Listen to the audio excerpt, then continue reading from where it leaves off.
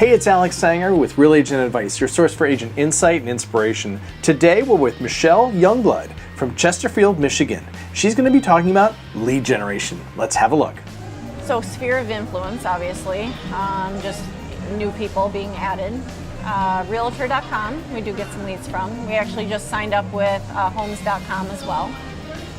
And then, we've done other events, like my other buyer's agent and I just started doing bridal shows. Sort of figured these people are getting married, they're probably thinking about buying a house at some point in the future, if not soon. And we were the only realtors there, so it worked out really well for us. And the vendors ended up being a very good lead source as well. So we talked to the vendors for sure. So Michele talked about online leads, she talked about bridal shows. By the way, I've done both of those things. They worked out miserably for me, but they worked out great for her. And the reason I bring that up is because just because something didn't work for me doesn't mean it can't work for somebody else. And just because it didn't work for somebody else doesn't mean it can't work for me. Every business is unique and every business is designed for the person running that business. Now, what you'll find is that when you go down that path, so for example, take the bridal show experience. I did a bridal show, I thought this is great, these people are getting married, they're gonna need a place to live.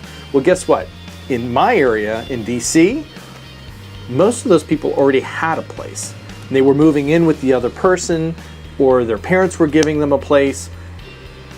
Whereas in Michigan, maybe that's not the case. And so that really worked for somebody like Michele.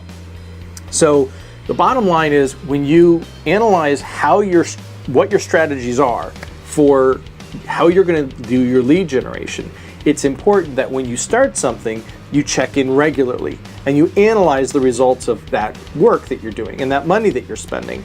And you might have to make an adjustment, right? You might have to adjust how you're doing it. You might have to add some stuff or reduce some stuff, or you might decide, you know what, I've been doing this for 3 months or 6 months or 9 months, and I haven't really received the return that I was expecting. Maybe it's time to listen to that and say, you know what, I need to change direction here. I need to stop doing that and do something else instead.